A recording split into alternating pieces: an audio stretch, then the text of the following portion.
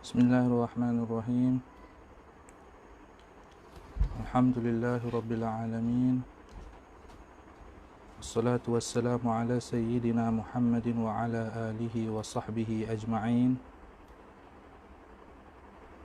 Bismillahi ma syaa Allah la yasuqul khaira illa Allah. Bismillahi ma syaa Allah ma kana min ni'matin fa min Allah. Bismillahi ma syaa Allah al khairu kulluhu biyadillahi wa la hawla wa la quwwata illa billah. Bismillahi ma syaa Allah la yasrifu as-su'a illa Allah. Rabbi shrah li sadri wa yassir li amri wahlul 'uqdatam min lisani yafqahu qawli, amma ba'du. Mamak cuba try tengok gunain suara dia jelas tak?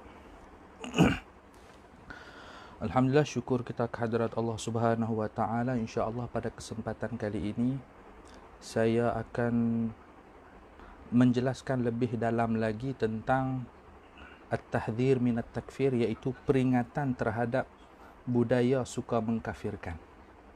Jadi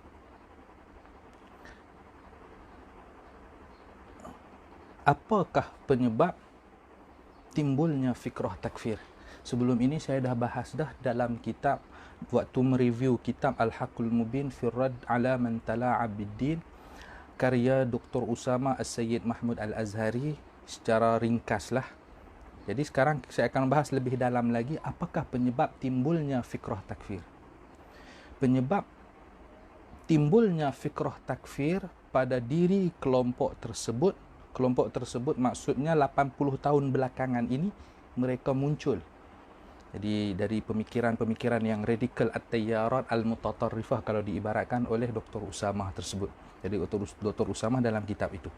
Jadi penyebab timbulnya fahaman takfir ini, fikrah takfir ini adalah penafsiran dan pemahaman yang keliru tentang firman Allah Subhanahu wa taala yang berbunyi, "Wa man lam yahkum bima anzalallah fa ulaika humul kafirun." Dan barang siapa yang tidak memutuskan dengan apa yang diturunkan oleh Allah Subhanahu wa taala, maka mereka itulah orang-orang yang kafir. Dan surah Al-Maidah ayat 44. Dari ayat inilah akhirnya kelompok tersebut menuduh kafir pada golongan yang tidak melaksanakan syariat Islam dengan sebenarnya, walaupun perkara itu bersifat furu'iyah. Furu'iyah ini sifat cabang, bukan sifat asas dalam agama, tapi bersifat furu'iyah. Ini berbeza dengan para ulama ahli sunnah wal jamaah di dalam menafsirkan ayat ini, seperti yang disebutkan oleh Hujjatul Islam Imam Al-Ghazali rahimahullahu ta'ala berkata di dalam kitab Al-Mustasfa. Jadi beliau menjelaskan qadu bihi man lam yahkum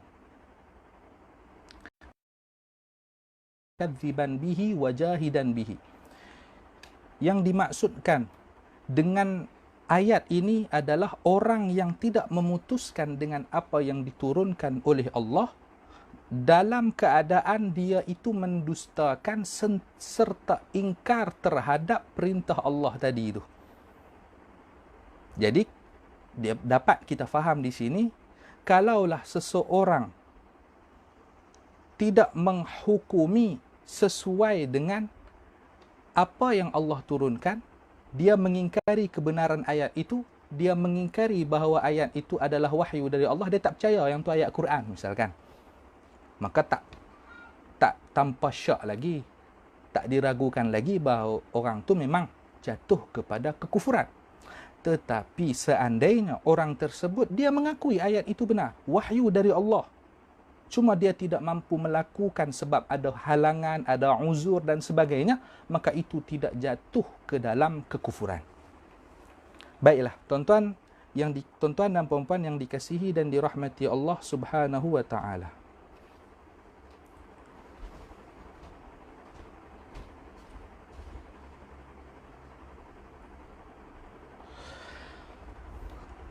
Kemudian pemahaman kelompok tersebut tentang kekuasaan, tentang politik, tentang jahiliyah, tentang jihad dan lain-lain lagi. Jadi pemahaman mereka dalam bab ini, mereka menganggap bab ini adalah satu perkara yang bersifat usul, yang bersifat asas dalam agama. Contohnya dalam perbezaan dalam kekuasaan dalam politik menurut golongan tersebut. Golongan tersebut kalau mudah kita sebut adalah golongan Khawarij. Bagi mereka, politik adalah perkara akidah. Sedangkan menurut ulama ahli sunnah wal jamaah, urusan imamah, kepemimpinan atau politik adalah bersifat furu'. Imam Al-Muhaqqiq, As-Sayyid Al-Syarif Al-Jurjani dan Imam Aduddin Al-Iji rahimahullah berkata di dalam kitab Syarah Al-Mawaqif, Al-imamatu laysat min usulid diyanat wal aqaid khilafan lisyi'ah. Imamah bukanlah termasuk asas di dalam agama dan bukanlah termasuk asas di dalam bab akidah. Berbeza dengan kelompok Syiah. Jadi kelompok Syiah menganggap imamah itu adalah asas dalam agama. Tetapi kata Imam Al-Jurjani dan Imam Aduddin Al-Iji, bal hiya indana minal furu'. Imamah menurut kami Ahlus Sunnah wal Jamaah adalah perkara furu', perkara cabang. Baiklah tuan-tuan dan puan-puan kaum muslimin dan muslimat yang dikasihi dan dirahmati Allah Subhanahu wa taala. Kemudian juga pemahaman mereka yang salah tentang jahiliyah. Ada di antara mereka yang berpendapat bahawa umat Islam di zaman sekarang ini semuanya telah kembali kepada budaya jahiliyah, kepada masa jahiliyah yang dahulu sebelum kedatangan Nabi Muhammad sallallahu alaihi wasallam. Jadi ada ungkapan daripada petinggi mereka, di ulama mereka lah, ummatil muslimah yu'tabar qad inqata'a mundhu qurunin kathirah. Sesungguhnya kewujudan umat Islam dianggap telah terputus semenjak beberapa kurun yang lalu. Jadi sekarang ini bagi mereka tu dah tak ada umat Islam, ajaran Islam dengan sebenarnya tu dah tak ada. Ini pemikiran yang cukup radikal, cukup berbahaya. Ada disebutkan, man qala halakan nas fahuwa ahlakuhum. Barang siapa yang berkata, dia kata dekat orang lain, telah celaka, manusia telah celaka, telah binasa, fahuwa ahlakuhum, maka dialah orang yang kata tadi itulah adalah orang yang paling celaka. Tuan-tuan, takfir adalah sesuatu yang sangat berbahaya. Tidak berani untuk melakukan takfir, untuk melempar tuduhan takfir, melainkan orang yang salah dan sesat dan tertipu dengan hawa nafsunya. Jadi antara golongan pertama yang membuat budaya takfir ini adalah golongan Khawarij. Orang Khawarij ini kita nak kenal mudah saja. Mereka mengkafirkan orang Islam yang melakukan dosa besar atau orang yang tidak bermadhab dengan mereka, yang tidak berpandangan seperti pandangan mereka, yang berbeza pandangan dengan mereka. Mereka kafirkan. Bahkan sikap takfir mereka ini sampai pada tahap menganggap halal darah Muslim yang lain. Bahkan ada disebutkan pada zaman Nabi SAW, ada seorang lelaki yang berani menyalahkan baginda Nabi. Bayangkanlah baginda Nabi SAW. Jadi baginda Nabi ini tidaklah mengatakan sesuatu melainkan itu adalah wahyu yang diturunkan kepada baginda. Nanti kalau ada kesempatan lagi atau ada waktu kosong lagi, insya-Allah mungkin secara ringkas lah. Jadi siri selanjutnya atau beberapa kali lagi saya akan jelaskan sedikit tentang apa yang dimaksudkan dengan apa itu sahibus syariah. Jadi pengakuan Nabi buat, sahabat tengok atau sahabat buat, Nabi tengok, walaupun Nabi tak buat, itu macam mana nanti saya akan cuba untuk jelaskan secara ringkas kalau ada kesempatan. Baik, tuan-tuan dan puan-puan yang dikasihi dan dirahmati Allah. Jadi disebutkan dalam kitab Sahih Al-Bukhari berkenaan tentang kisah Zulkhuwaisirah. Jadi selepas daripada peperangan Hunain. Jadi selepas daripada peperangan Hunain ini mencatat sejarah satu-satunya peperangan yang Nabi ikut, yang mana peperangan ini umat Islam lebih banyak daripada golongan musyrikin. Kalau kita tengok peperangan Badar, umat Islam 313, musyrikin 1000. Begitu juga perang Uhud, banyak golongan musyrikin. Dan perang Hunain, umat Islam lebih banyak daripada golongan musyrikin. Selepas selesai peperangan Hunain, dari Abu Sa'id Al-Khudri radhiyallahu anhu, baina an-nabiy sallallahu alaihi wasallam yaqsimu dhata yawmin qisman. Jadi ketika Nabi sedang duduk, kami duduk bersama Nabi sedang membahagikan harta rampasan.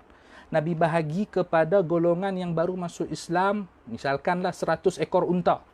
Banyak tu 100 ekor unta. Jadi ada beberapa orang yang baru masuk Islam, Nabi bagi.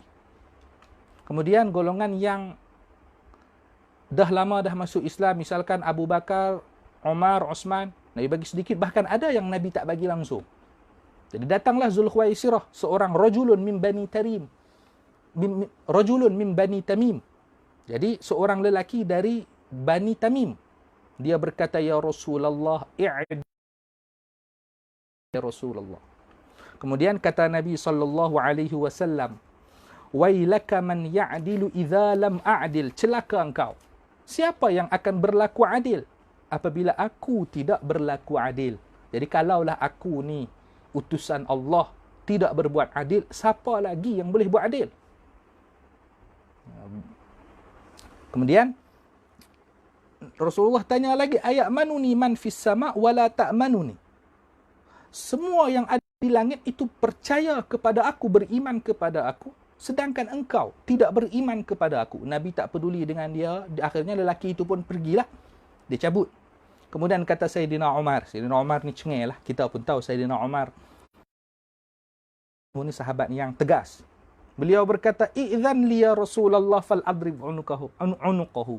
Wahai Rasulullah, bagi izin kepada aku akan penggal lehernya.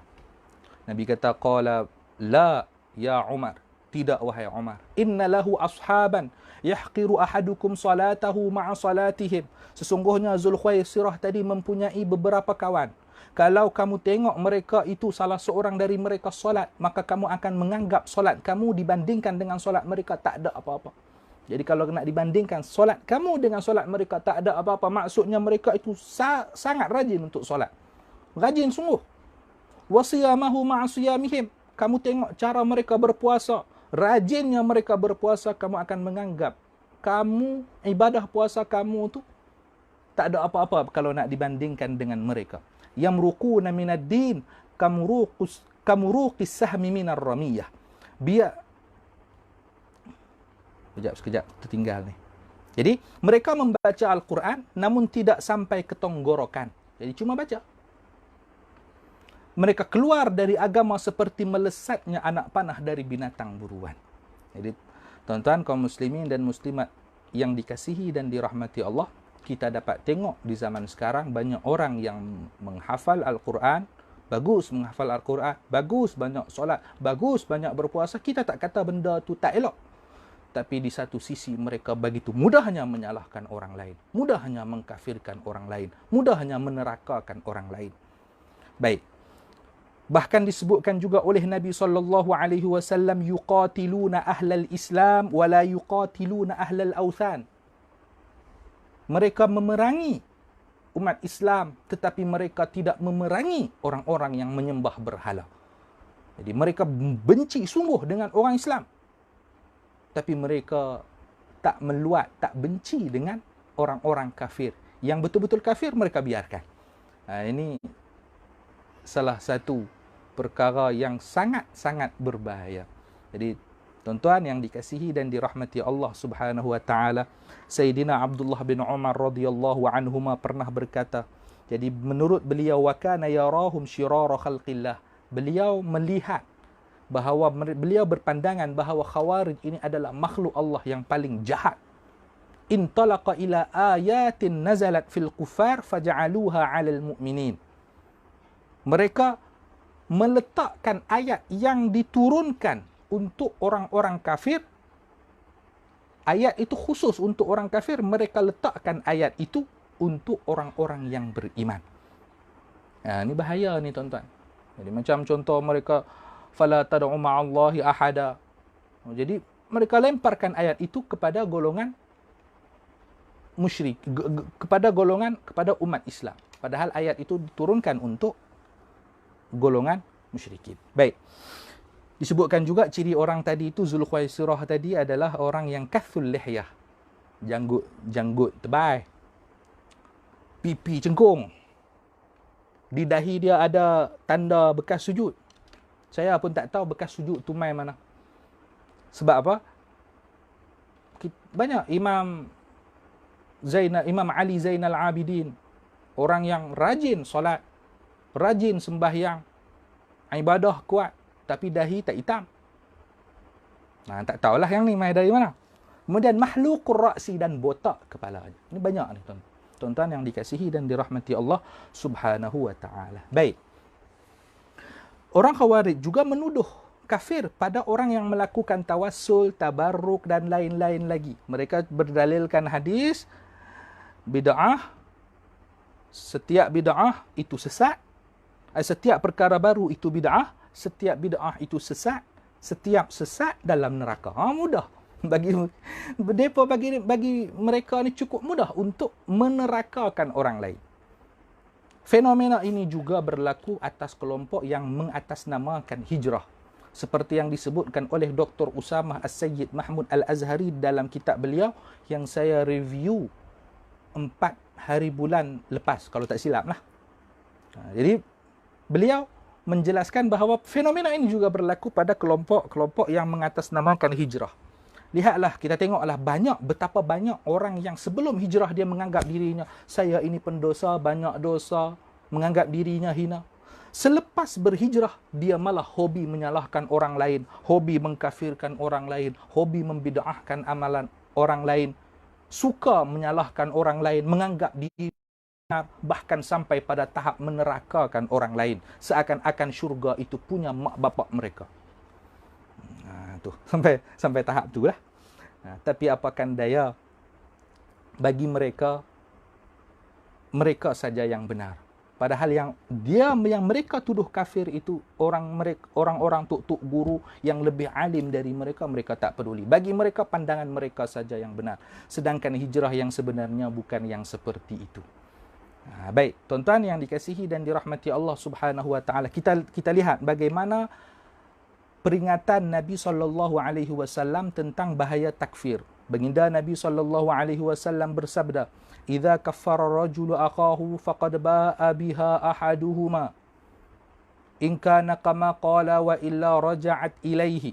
Apabila ada seorang laki-laki mengkafirkan saudaranya yang muslim, maka tuduhan itu akan kembali kepada salah seorang daripada mereka. In kana kama qala wa illa raja'at ilaihi. Kalaulah tuduhan itu yang dia lemparkan kepada orang yang kafir, dia lemparkan kepada saudaranya yang muslim itu dengan tuduhan kafir, tertuduh itu benar-benar kafir, maka ya benar-benar kafir lah, dia kafir lah. Tapi kalaulah tuduhan itu dituduhkan kepada seorang muslim dan muslim itu yang dia tertuduh tadi tidak kafir, maka tuduhan kafir itu kembali kepada dirinya. Jadi kata Nabi, apabila ada seorang laki-laki mengkafirkan saudaranya, maka tuduhan itu kembali kepada salah seorang dari mereka, tertuduh ataupun yang menuduh. Ini hati-hati. Jaga lisan kita dari budaya mengkafirkan ini. Jangan mudah menyalahkan orang lain. Para ulama banyak memberikan peringatan yang keras tentang bahaya takfir ini. Di antaranya adalah Imam Al-Baqillani rahimahullahu ta'ala, وَلَا يُكَفِّرُ بِقَوْلٍ وَلَا رَأْيٍ إِلَّا إِذَا أَجْمَعَ الْمُسْلِمُونَ عَلَى أَنَّهُ لَا يُوجَدُ إِلَّا مِنْ. Tidak boleh mengkafirkan orang lain dengan hanya mendengarkan ucapan dan pandangan seseorang sahaja, melainkan apabila semua kaum muslimin bersepakat bahawa tidak ditemukan pada orang tersebut melainkan dia adalah orang kafir. Jadi tanya semua ulama bersepakatlah bahawa orang ini kafir, itu lain lagi. Itu memanglah, kalau betul-betul kafir, kafirlah. Kalau cuma nak dengar pendapat seorang sahaja, jangan. Kalau tak kena pada yang tertuduh, akan kembali kepada yang menuduh, dan ada dalil yang menunjukkan pada hal itu. Imam Ibn Hazm rahimahullahu ta'ala berkata, wal haqqu huwa anna kulla man thabata lahu aqdul Islam fa innahu la yazulu anhu illa binassin aw ijma'in wa amma bid-da'wa wal iftira' fala. Yang benar adalah bahawasanya setiap orang yang telah tetap padanya keislaman, maksudnya kita tengok pada dia itu betul-betul ada, memang dia orang Islam lah, mudah cerita, memang dia betul-betul orang Islam, maka tidak akan hilang darinya keislaman tersebut melainkan dengan nas ataupun ijma'.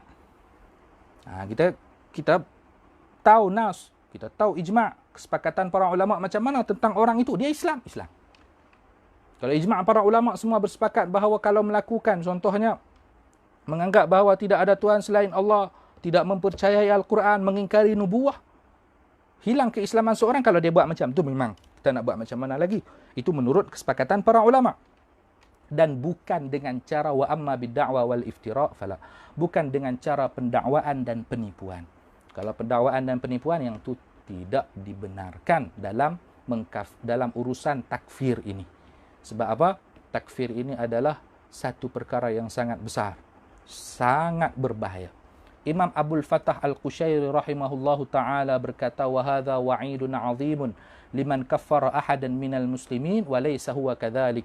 Ini adalah ancaman yang sangat besar dan keras terhadap orang yang mengkafirkan seseorang dari kaum muslimin, padahal orang itu bukanlah kafir. Ini nak peringat kita, nak mengingatkan kita tentang bahaya takfir ini. Kita jangan mudah-mudah sahaja mengkafirkan orang lain. Imam Al-Ghazali rahimahullahu ta'ala berkata,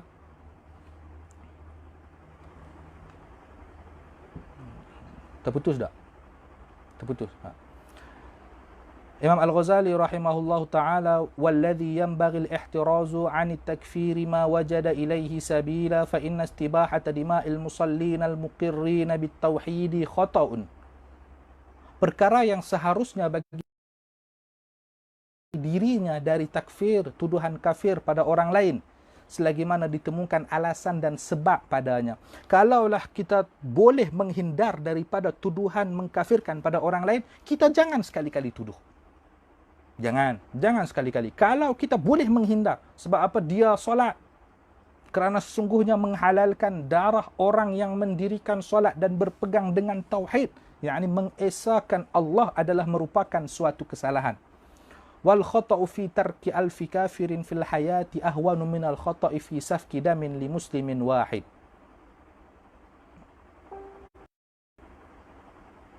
Sekejap. Dan kesalahan kerana membiarkan 1000 orang kafir dalam keadaan hidup itu lebih ringan dari kesalahan kerana menumpahkan darah seorang muslim. Jadi kita biarkan 1000 orang kafir, kita tak kafirkan mereka, kita tak kacau apa pun, itu lebih ringan daripada kita mengkafirkan seorang muslim. Nah, sebab apa? Kalaulah kita menuduh kafir, maka kita sudah mengatakan bahawa darahnya halal, hartanya halal. Muhammad, sekejap lagi ni. Hartanya halal. Dia dan isterinya terputus hubungan. Dia tidak boleh mewarisi harta warisan. Jadi ini bahaya tuduhan takfir. Baiklah, kita tengok macam mana peristiwa yang terjadi pada Sayyidina Usamah bin Zaid. Jadi Sayyidina Usamah bin Zaid ini adalah cucu angkat baginda Nabi SAW. Sayyidina Usamah pernah bercerita. Jadi pernah waktu kecil aku berjalan di depan baginda Nabi SAW. Baginda ambil aku, baginda letak di atas paha kanan baginda. Kemudian datang Sayyidina Hasan dan Husain, masih kecil juga. Kemudian Rasulullah ambil Sayyidina Hasan dan Husain, Rasulullah letak di atas paha yang kiri. Kemudian baginda Nabi memeluk kami dan baginda mencium kami semua. Ini menunjukkan bahawa Nabi sangat sayang kepada cucu Nabi dan juga kepada cucu angkat Nabi, Sayyidina Usamah bin Zaid. Sayyidina Usamah bin Zaid pernah ikut dalam satu peperangan. Kemudian lawan dah bertarung dengan seorang musyrikin. Akhirnya musyrikin ini terdesak, dia terjatuh, pedang dia terlepas. Sayyidina Usamah tinggal nak tikam dia saja. Tiba-tiba orang musyrikin tadi mengatakan, asyhadu an la ilaha illallah wa anna Muhammadar Rasulullah. Sayyidina Usamah terus tikam, tak peduli dengan ucapan syahadah yang tadi orang musyrikin tadi ucap. Kemudian Nabi SAW tanya, wahai Usamah, aqataltahu ba'dama qala la ilaha illallah. Jadi peristiwa tadi, selepas perang, peristiwa tadi diceritakan kepada Nabi. Wahai Usamah, Nabi bersabda kepada Usamah, wahai Usamah, apakah engkau bunuh dia selepas dia mengucapkan la ilaha illallah, tidak ada Tuhan selain Allah? Sayyidina Usamah masih lagi nak membela diri. Sayyidina Usamah kata, innama kana muta'awwidha. Sesungguhnya dia, innama qalaha muta'awwidhan. Sesungguhnya dia mengucapkan kalimah tadi sebab nak berlindung, nak jaga diri, nak helah, nak tipu sahaja tu, tak mau takut kena bunuh. Dalam riwayat Imam Muslim disebutkan innama qalaha khaufan minas silah, sesungguhnya orang tadi mengucapkan sebab takut terhadap senjata.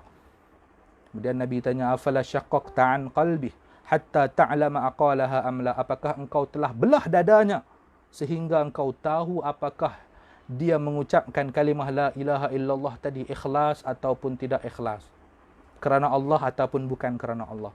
Famaza la yukarriruha hatta tamannaitu anni lam akun aslamtu qabla dhalikal yaum. Dan baginda Nabi terus mengulang kalimah tadi sampailah kata Usamah, aku berharap, aku berangan-angan seakan-akan aku berharap seakan-akan aku belum masuk Islam sebelum hari ini. Jadi maksudnya kalau masuk Islam kan seluruh dosa dimaafkan. Jadi berharap seperti itu. Sebab apa?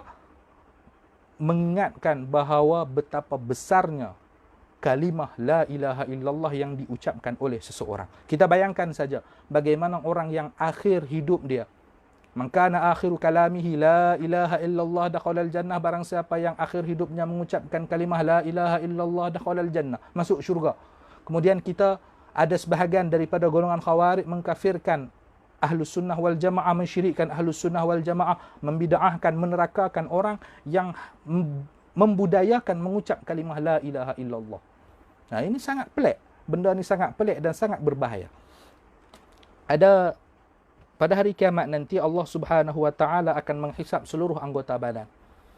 Kemudian antara anggota badan ini lisan lah yang paling dahsyat siksaannya. Ini ada dalam kitab I'lamul Muwaqqi'in an Rabbil Alamin dari Imam Ibnul Qayyim. Ni. Jadi akhirnya lisan pun tanya, wahai Tuhanku, sebab apa engkau siksa aku dengan siksaan yang paling teruk? Kata Allah Subhanahu wa taala, kharajat minka kalimatun balagat masyariqal ardi wa magharibaha fasufikat biha ad-damul haram wa ukhidha biha al-malul haram wa antuhika biha al-farjul haram.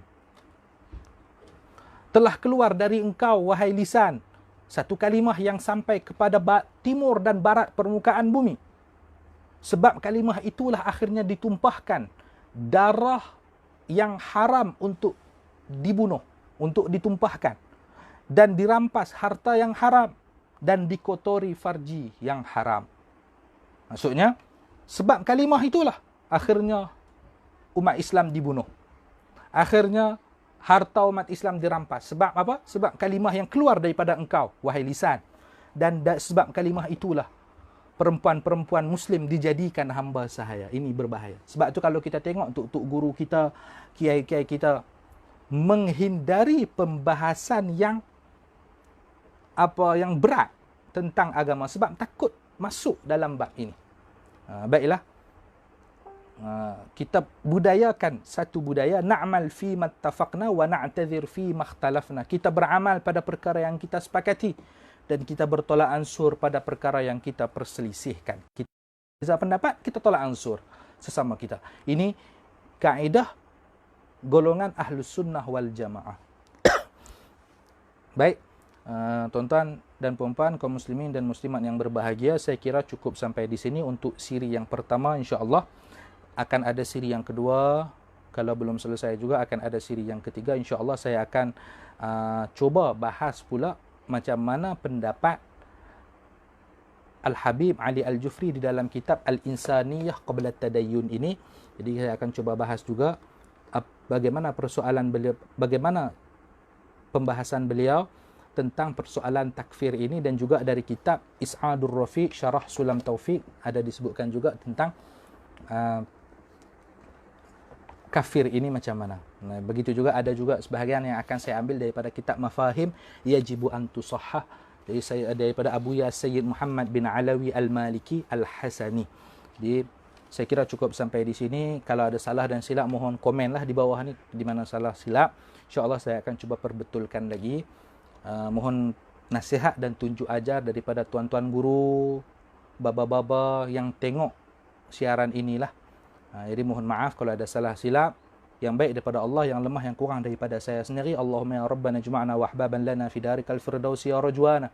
اللهم يا ربنا اجمعنا وأحبابا لنا في دارك الفردوس يا رجوان. اللهم يا ربنا اجمعنا وأحبابا لنا في دارك الفردوس يا رجوان. اللهم احفنا سنن سيد المرسلين واقم بيننا اتباع نبيك الأمين واعطنا شفاعة الكبرى من نبيك الأمين وادخلنا الجنة مع نبيك الكريم. اللهم اختم لنا بحسن الخاتمة ولا تختم علينا يا الله بسوء الخاتمة. وصلى الله على سيدنا محمد وعلى آله وصحبه وسلم والحمد لله رب العالمين. Mohon maaf kalau ada salah silap. Wassalamualaikum warahmatullahi wabarakatuh.